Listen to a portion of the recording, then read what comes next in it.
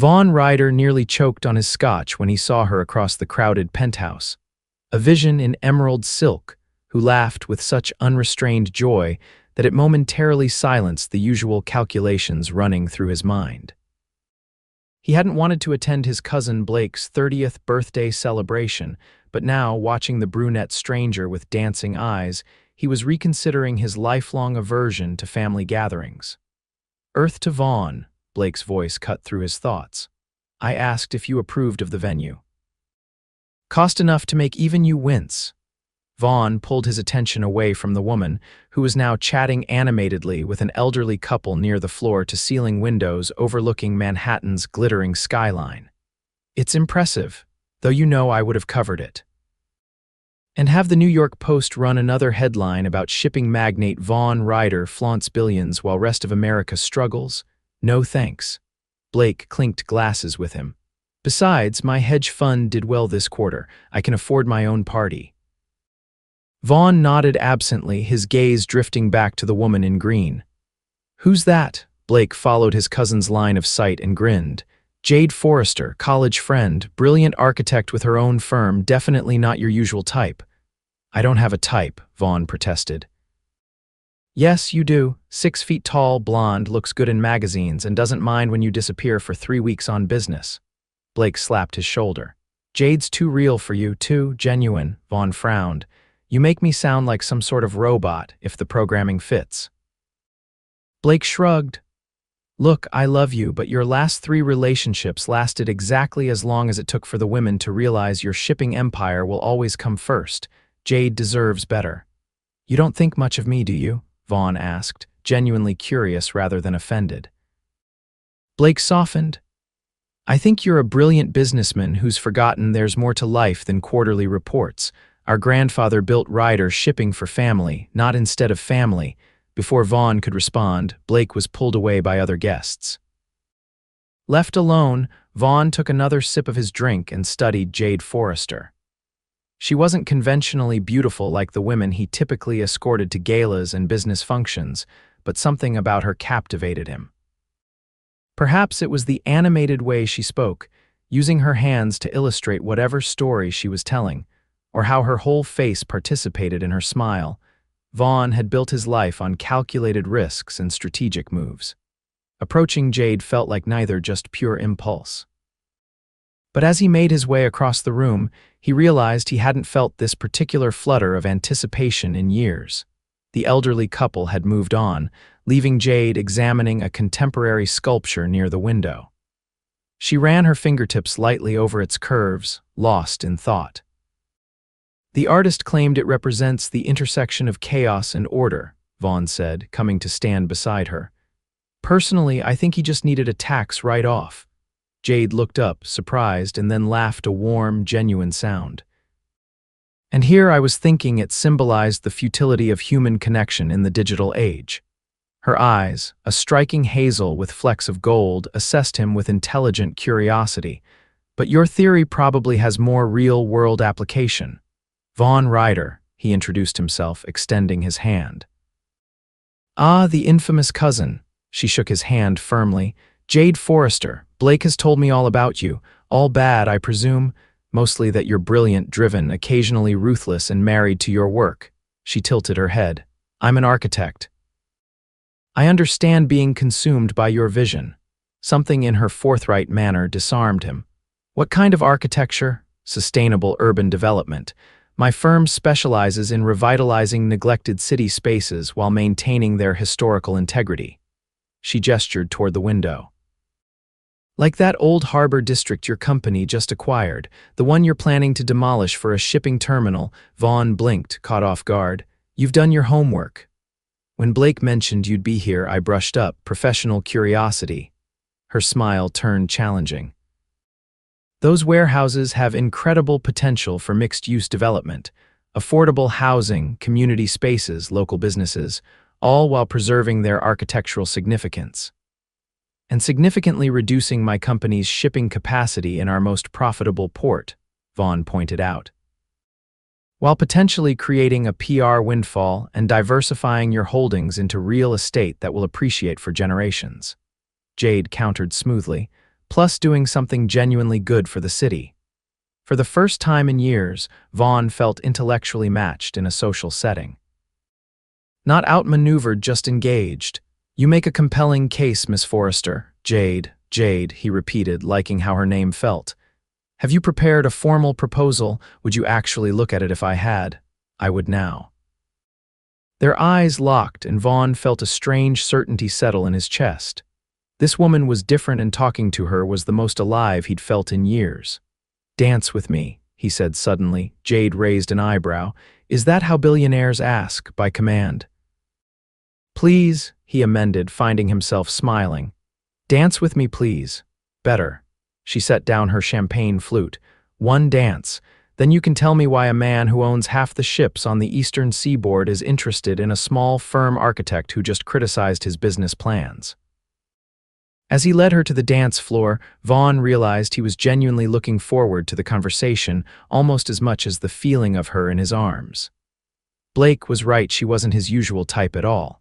And for the first time in a long time, that felt like exactly what he needed. Jade fit perfectly against him as they moved to the music, her hand warm in his. He was acutely aware of the subtle floral scent of her perfume and how naturally they found their rhythm together. "So," she said, looking up at him with those remarkable eyes, "explain to me why you're not across the room networking with potential business partners instead." "Maybe I am networking," he replied. "Your ideas about the harbor district are intriguing." "Ah, so this is a business dance," she teased. "Should I be submitting an invoice?" Vaughn surprised himself by laughing. "When was the last time anyone talked to you like you're just a normal person?" "Yesterday, this morning, 5 minutes before you walked up." Jade studied his face. "I'm guessing for you it's been a while. Being worth 11 figures tends to change conversations," he admitted. "I can imagine." Her expression softened slightly. "It must be exhausting never knowing if people want you or what you represent. It's just reality." Vaughn shrugged, executing a perfect turn that made Jade's dress swirl elegantly. "You adjust. By building walls and focusing on work," says the woman who came prepared to pitch a business proposal at a birthday party, he countered. Jade laughed, a slight blush coloring her cheeks. "Touché. I suppose we're both guilty of mixing business with pleasure." "Speaking of pleasure," Vaughn said, "would you have dinner with me tomorrow night? No business talk allowed." She looked genuinely surprised. "You're asking me on a date?" "I am." He realized with some amazement that he was nervous about her answer. When had that last happened, Jade seemed to consider it seriously. "I appreciate the offer, but I make it a policy not to date potential clients. And if I promise not to look at your harbor proposal," she laughed again. "Then you'd be lying, because we both know you're going to look at it as soon as you get home tonight. And I'd still say no, because I believe that proposal has merit regardless of whether you find me attractive." The song ended, and she stepped back, but Vaughn didn't release her hand. "What if I look at the proposal, evaluate it fairly on its merits, and then ask you again? No conflict of interest, no special treatment." Jade tilted her head, examining him with those perceptive eyes. "You're used to getting what you want, aren't you?" "Almost always," he admitted. "But not always for the reasons people assume." She seemed to make a decision. "I'll email you the proposal tonight. Review it with your team. If you're still interested after that in me, not just my ideas, ask me again." Vaughn nodded. "Fair enough. Though I already know the answer to both questions." "Is that confidence or arrogance talking?" "Recognition," he replied simply. "Some things you just know." For the rest of the evening, Vaughn found himself drawn back to Jade repeatedly, watching her interact with other guests, noting how she listened intently to everyone regardless of their status. When she left shortly before midnight, he resisted the urge to follow her, instead extracting her business card from Blake with minimal teasing. Back in his penthouse, Vaughn found her proposal already waiting in his inbox. He stayed up until 3, reading it twice, grudgingly impressed by both its vision and practicality. She'd done her research on his company's needs, proposing a compromise that would preserve the historic structures while still allowing for a more modest shipping expansion. He forwarded it to his development team with instructions to evaluate it thoroughly, then fell into bed with Jade's smile lingering in his mind. 3 days later, Jade was reviewing blueprints in her modest office when her assistant announced a visitor. She looked up to find Vaughn Ryder filling her doorway, his imposing frame somehow making her industrial chic workspace seem smaller. "This is unexpected," she said, setting down her pencil. "I believe in delivering important news in person." He placed a folder on her desk. "My team's analysis of your proposal." Jade took a deep breath before opening it. Inside was a single sheet of paper with "Approved for Development" stamped across the top, along with Vaughn's signature. She looked up, stunned. "You're serious?" "Completely. Your vision makes both ethical and financial sense. We'll need to work out details, but the basic concept has my full support." Jade felt a rush of professional pride unlike anything she'd experienced before. Thank you. This project means a lot to me." "I know." Vaughn's expression softened. "It shows in every page of your proposal. That's what convinced me, your passion combined with practicality." She stood, extending her hand professionally. "I look forward to working with you." Vaughn took her hand but didn't shake it. "About that. I've assigned my VP of Development as your primary contact for this project, to avoid any potential conflicts of interest." "Conflicts of interest?" Jade repeated, confused. "Yes, because I'd still like to ask you to dinner." His confident expression couldn't quite hide a flicker of vulnerability. "No business discussion, just two people getting to know each other." Jade felt her heart quicken.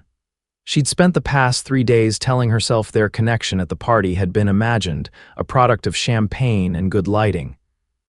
But standing here with him, that same electricity hummed between them. "You went to all this trouble restructuring your business processes just to ask me out." "I restructured to ensure your brilliant proposal gets the attention it deserves regardless of what happens between us personally." He paused, but yes, seeing you again was a powerful motivator. Jade couldn't help but smile. "Has anyone ever said no to you?" "More often than you might think," he said with surprising candor, "but rarely for the right reasons." She studied him, seeing beyond the power suit and commanding presence to the man underneath, intelligent, driven, but perhaps a bit lost in his own success. Against her better judgment, she found herself nodding. Dinner, one night, still no guarantees. His smile transformed his face, making him look younger and more approachable. "I'll take it." Dinner that Friday at a small, exclusive restaurant overlooking Central Park turned into a 4-hour conversation that ranged from their childhoods, his privileged but emotionally distant, hers middle class and warmly chaotic, to their professional philosophies, his efficiency-focused but evolving, hers human-centered but practical. Jade was surprised by Vaughn's dry humor and genuine interest in her perspectives, while he found himself captivated by her passionate intelligence and refreshing directness. "You're nothing like I expected," she admitted over dessert. "What did you expect?" "A cold-blooded capitalist who bathes in money and laughs at the common man." "Something like that," she acknowledged with a smile. "Instead, you're just a person, complicated, thoughtful, possibly even likable," he suggested. "Possibly," she agreed, then surprised him by reaching across the table to touch his hand. "Definitely worth a second date." That second date led to a third, a surprisingly down-to-earth Saturday where Vaughn, dressed in jeans that probably cost more than her monthly rent, accompanied Jade to a community garden project her firm had helped design. He rolled up his sleeves and planted alongside neighborhood volunteers, genuinely interested in the impact of the space on local residents. By their fourth date, a private sunset sail around Manhattan, her concession to his world after he'd visited hers, Jade realized she was falling for him, not the billionaire shipping magnate, but the thoughtful man who listened to her ideas as if they were precious, who asked about her family with genuine interest, who looked at her with a hunger that had nothing to do with power or possession. When he kissed her that night, backlit by the Statue of Liberty, she felt as if something fundamental had shifted in her universe. His hands cradled her face with surprising gentleness, his lips seeking rather than claiming hers. "I've been wanting to do that since Blake's party," he murmured against her lips. "What took you so long?" she whispered back. I needed you to see me, he said simply. Not my money, not my company, just me.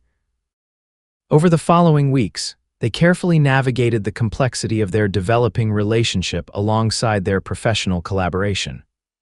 True to his word, Vaughn kept his distance from the harbor project, receiving updates only as part of larger company briefings. Jade threw herself into making the development everything she'd promised, working long hours with his team to refine the plans. Their time together became a precious escape from their demanding careers.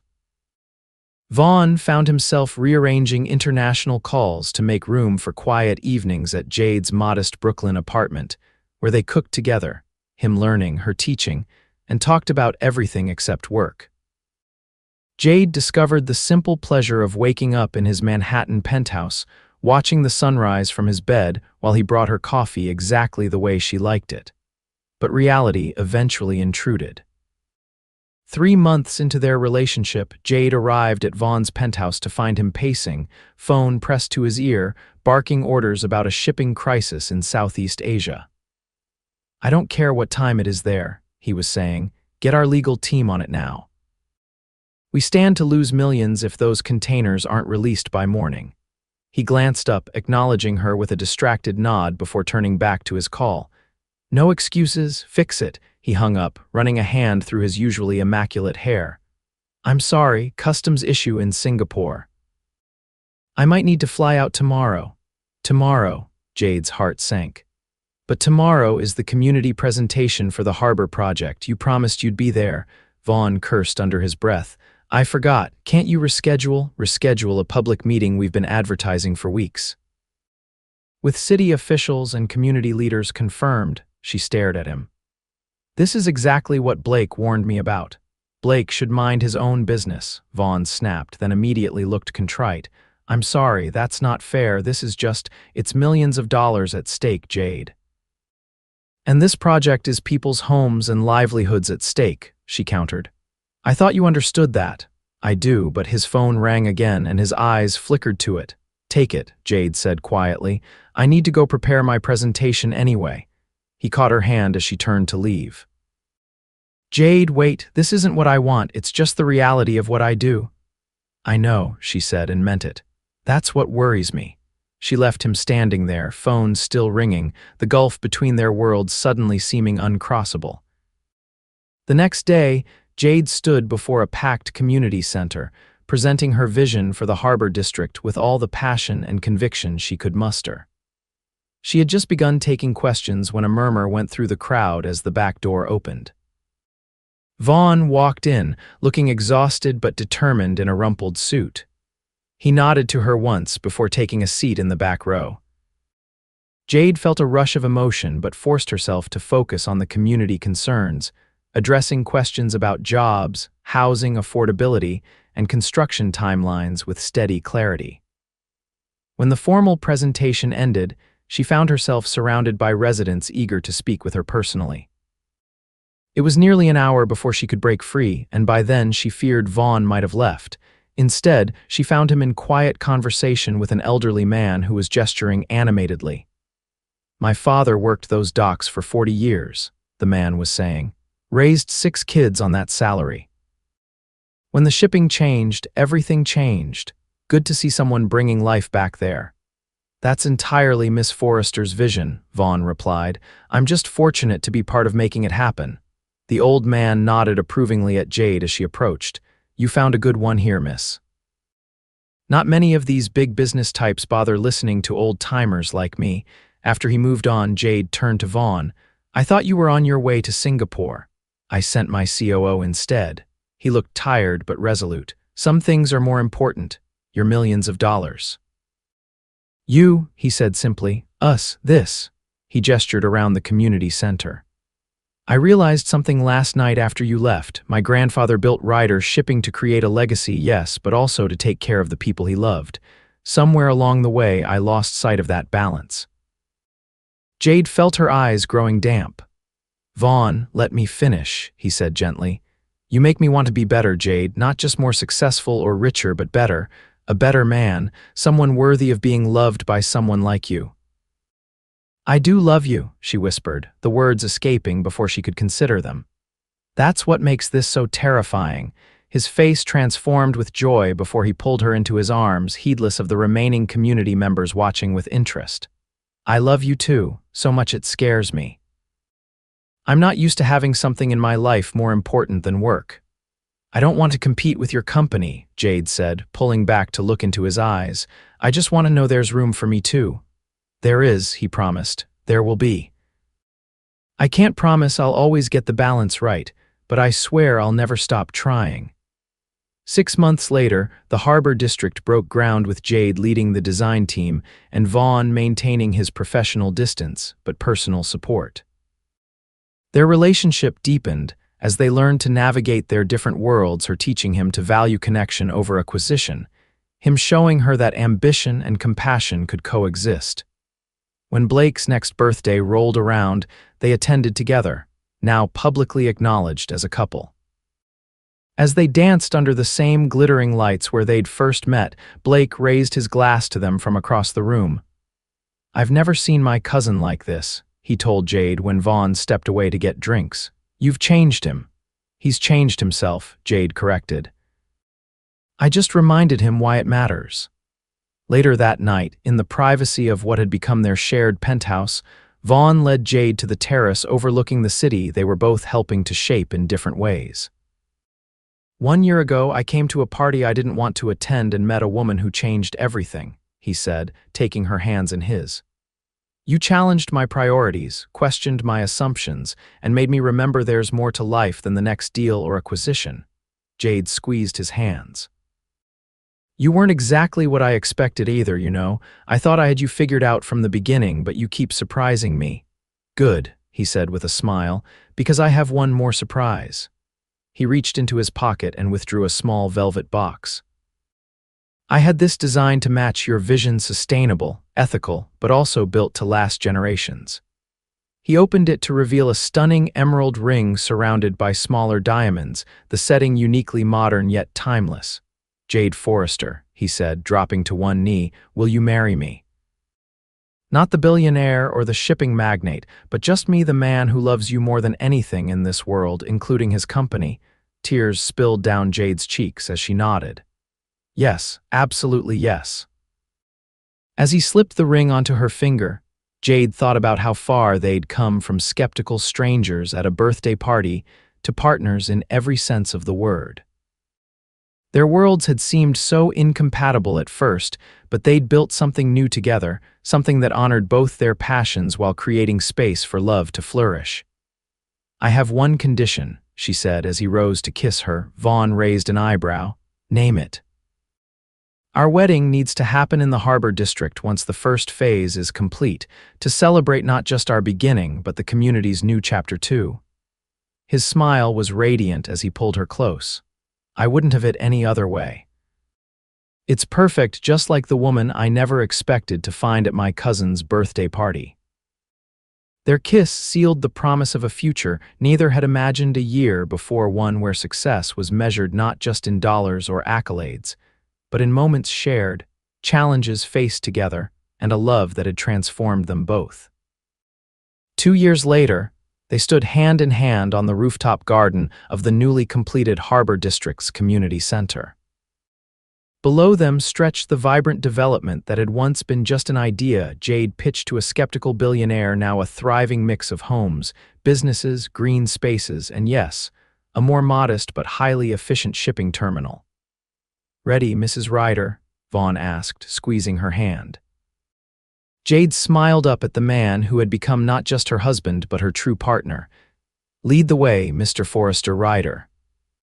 Together, they descended to join their wedding guests, a unique blend of shipping executives, architects, community residents, and family members. All gathered to celebrate not just their marriage but the successful collaboration of two people who had found a way to merge their different visions into something greater than either could have created alone. As they danced their first dance as husband and wife, surrounded by the physical manifestation of what they could achieve together, Jade laid her head on Vaughn's chest and felt his heartbeat steady, strong, and completely in rhythm with her own. Thank you for coming to Blake's birthday party, she murmured. Best reluctant social appearance of my life, he replied, holding her close. Who would have thought that one night would change everything? I think part of me knew even then, Jade admitted. Something about you felt like coming home, even when we were arguing about business. Especially when we were arguing about business, Vaughn laughed. That's when I knew you were different. You saw me as a person to convince, not a checkbook to please. As the sun set over the harbor, casting golden light across the celebration, they sealed their journey from strangers to soulmates with a kiss that promised countless more years of challenge, growth, and unwavering love, the most valuable asset either of them would ever possess, worth far more than all the billions in Vaughn's empire.